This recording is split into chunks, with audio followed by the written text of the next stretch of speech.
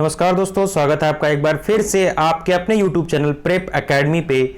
और दोस्तों, मैं आज आपके साथ जुड़ रहा हूं एक ऐसे टॉपिक के साथ में जो आज के दिन के रूप में मनाया जाता है। दोस्तों, आप सभी को पता होगा कि आज 8 सितंबर है और 8 सितंबर के दिन में हम लोग क्या इंटरनेशनल लिटरेसी डे के रूप में हम इसको मनाते हैं। तो इंटरनेशनल लिटरेसी डे के बारे में अगर हम बात करें उससे पहले हम एक छोटा सा मोटिवेशनल कोट पढ़ लेते हैं। देखिए, नेल्सन मंडेला जी क्या कहते हैं कि शिक्षा सबसे सशक्त हथियार है जिससे दुनिया बदली जा सकती है। ये बात किसने की? नेल्सन मंडेला जी ने ये बात कही है। तो हमारा जो काम है, जो कर्तव्य है, एक जो उम्र होती है पढ़ने की, हमें ध्यान रखना चाहिए कि हमें वही काम करना चाहिए जो हमें करना है। ठीक है, क्योंकि हमारा काम है शिक्षा को ग्रहण करना। देखिए दोस्तों, जीवन पर्यंत हमको सीखना ही होता है, तो हमारा काम क्या है? सीखते रहना और आगे बढ़ते रहना। तो चलिए दोस्तों, इसी रास्ते पर हम भी आगे बढ़ते हैं और आपको भी कुछ ना कुछ बताने की कोशिश करते हैं। तो दोस्तों, आज हम लोग जो मना रहे हैं, आज क्या है? 8 सितंबर। और 8 सितंबर के दिन हम लोग क्या मनाते हैं? इंटरनेशनल लिटरेसी डे के रूप में मनाते हैं। और दोस्तों, ये प्रेजेंटेशन मैं पेश कर रहा हूं आपके सामने, प्रेम। तो चलिए दोस्तों, देर न करते हुए शुरू करते हैं अपने टॉपिक को। आज जानते हैं इंटरनेशनल लिटरेसी डे आखिर कब से शुरू हुआ और आखिर इसे क्यों शुरू किया गया या सिर्फ क्यों बनाया गया, इस बात के बारे में हम लोग जान लेते हैं थोड़ा सा।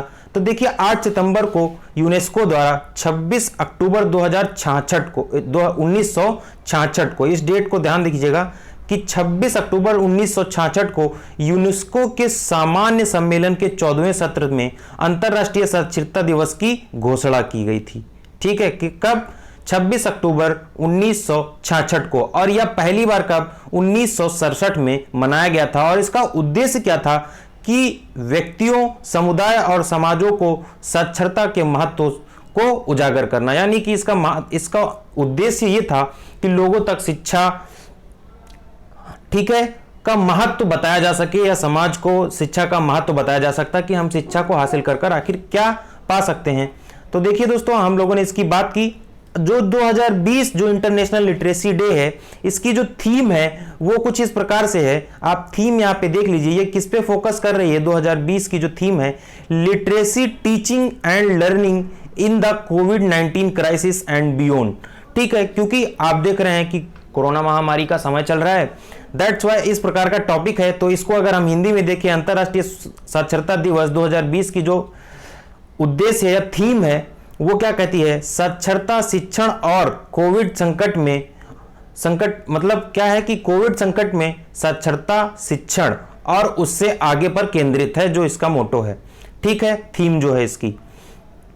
अब अगर हम बात करें कि जो 2006 में एक रिपोर्ट आई थी यूनेस्को के द्वारा, global monitoring report on education for all.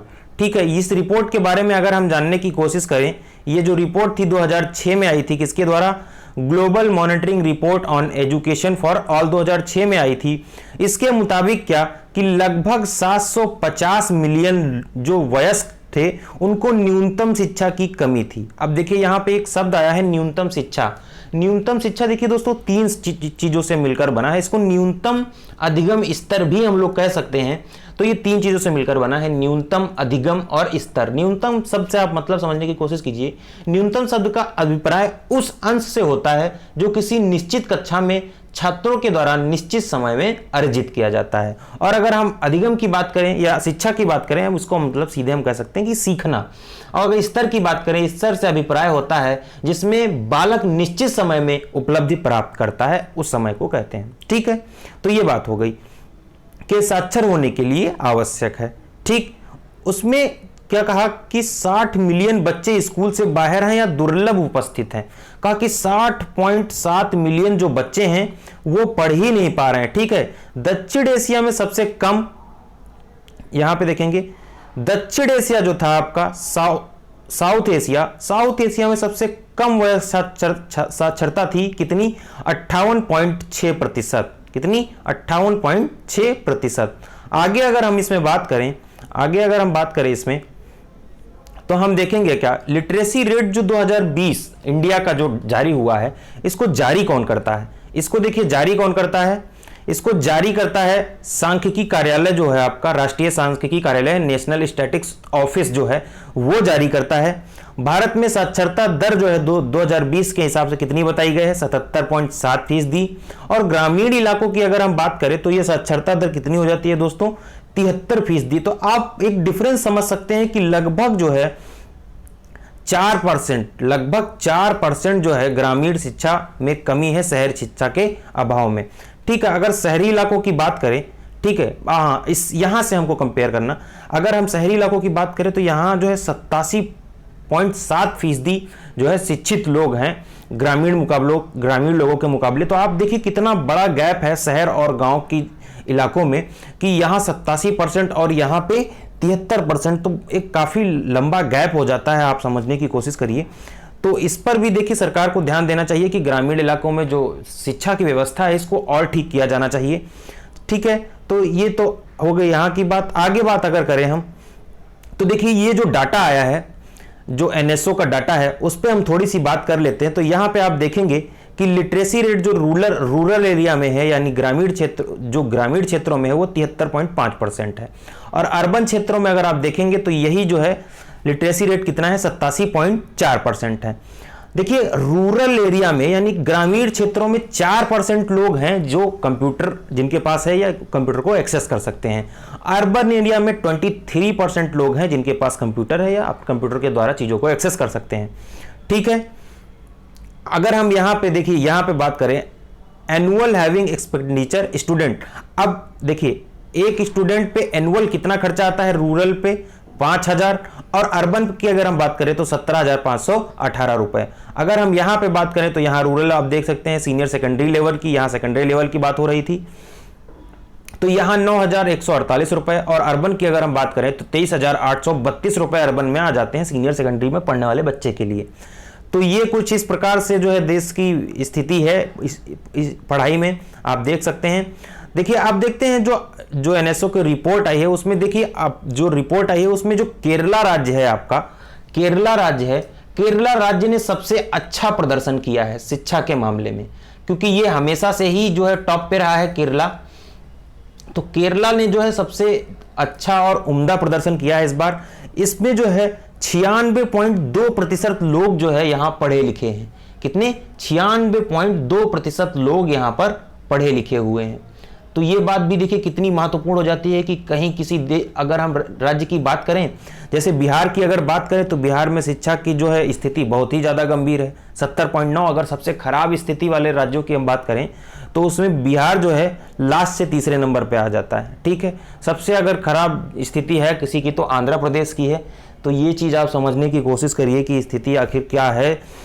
ठीक है, और अगर सेकंड नंबर की बात करें कि और केरला के बाद में अगर किसी स्टेट ने सबसे अच्छा प्रदर्शन किया है तो आपके दिल्ली में जो साक्षरता की दर है वो आपकी कितनी है? लगभग जो है ये 88.7, ठीक है, 88.7% जो है यहाँ आप दिल्ली की जो है साक्षरता दर देख पाएंगे। अगर हम सबसे कम की बात करें तो ये आंध्र प्रदेश, और आपका जो यूपी है, यूपी स्टेट है, ये लास्ट से टॉप 5 में आया है। ठीक है, लास्ट से 5 में। तो आप ये चीज भी ध्यान रखिएगा, जो स्टूडेंट यूपी स्पेशल की तैयारी करते हैं, जैसे यूपी पुलिस हो गया, यूपीएसआई, यूपी लेखपाल हो गया, तो ये डाटा आपके लिए महत्वपूर्ण हो सकता है। ठीक है, तो यूपी की जो स्थिति है वो आप देख सकते हैं कि 5वें नंबर पर आती है यूपी आपकी। ठीक है, 5वें नंबर पर। तो ये चीज आप ध्यान रखिएगा। तो चलिए आगे देखते हैं। ये देखिए यहाँ पे आप देखने की कोशिश करिए कि जो ये बॉटम स्टेट्स हैं यानी निचले जो सबसे राज्य हैं, और ये लिटरेसी रेस में टॉप 5 स्टेट और यूटी हैं। आपका केरला है, आपका दिल्ली है, आपका उत्तराखंड है, हिमाचल प्रदेश है और असम। देखिए असम राज्य भी कितना शिक्षा के मामले में आगे है। यूपी जैसा सफल राज्य, सफल कहें या असफल कहें, क्योंकि शिक्षा के मामले में तो इसका पायदान नीचे गिरता ही जा रहा है। बाकी तो आप इस स्टेट के बारे में पेपर्स में बहुत अच्छे से जानते होंगे, टीवी में बहुत अच्छे से देखते होंगे। तो चलिए दोस्तों देखते हैं महिला साक्षरता की अगर हम बात कर लें, क्योंकि अगर किसी देश की प्रगति के बारे में जानना है तो वहाँ महिला कितनी समृद्ध है इस बात को जानना बहुत जरूरी हो जाता है। किसी देश की तरक्की इस बात पर निर्भर करती है कि वहाँ की महिला कितनी तरक्की कर रही है। तो महिला साक्षरता को हम लोग दूर नहीं रख सकते, इसलिए इसको जानना भी जरूरी है। तो दोस्तों 84.7% पुरुषों के मुकाबले 70.3% महिलाएं क्या साक्षर हैं देश में। कितनी, लगभग कितने परसेंट का, 14 का आंकड़ा आ रहा है। तो ये जो गैप है -14 का, इसको फिल करने की जरूरत है, क्योंकि महिला शिक्षा भी उतनी ही जरूरी है देश के लिए जितनी पुरुषों की शिक्षा है। केरला की अगर बात करें, केरला देखिए यहां पे भी अच्छा परफॉर्म किया। केरला 97% पुरुषों के मुकाबले 95.2% महिलाएं शिक्षित हैं। अगर हम दिल्ली की बात करें तो यहां पर 73.7% महिलाओं के मुकाबले, पुरुषों के मुकाबले 82.4% महिलाएं जो हैं क्या शिक्षित हैं आपकी। ठीक है, तो ये तो आज की वीडियो दोस्तों। आज हम लोगों ने इतनी चीजें डिस्कस की, और अगर हम 2-3 चीजें और इसमें डिस्कस करें, 2-3 चीजें और थोड़ा सा, अगर क्योंकि हम लोग जब यहां पे बात कर रहे हैं करंट का टॉपिक है ये, तो अगर हम यहां पे केरल के मुख्यमंत्रियों के बारे में थोड़ी सी चर्चा कर लेते हैं, केरल राज्य के बारे में थोड़ी सी चर्चा कर लेते हैं। तो केरल के जो मुख्यमंत्री हैं दोस्तों, केरल के मुख्यमंत्री का नाम मैं आपका बता दूं। देखिए इस टाइम जो केरल के मुख्यमंत्री हैं आपके, वो पिनाराई विजयन है। और ये कब बने थे, कौन, पिनाराई विजयन। पिनाराई विजयन, आप लोग गूगल भी कर सकते हैं, इसको देख भी सकते हैं। और ये कब मुख्यमंत्री बने थे, 24 मई 2016 से ये है क्या, 24 मई 2016 से ये मुख्यमंत्री हैं। और ये किस, मार्क्सवादी कम्युनिस्ट पार्टी के नेता हैं। ठीक है, तो आप ये बात भी ध्यान रखिएगा कि आपके केरल के जो सीएम है उनका नाम क्या है, पिनाराई विजयन। तो दोस्तों आज के लिए बस इतना ही, मिलेंगे हम लोग अगली वीडियो में। तब तक के लिए बने रहिए हमारे साथ हमारे यूट्यूब चैनल प्रिपरेशन एकेडमी पर, जहां सफलता ही हमारा लक्ष्य है। धन्यवाद दोस्तों।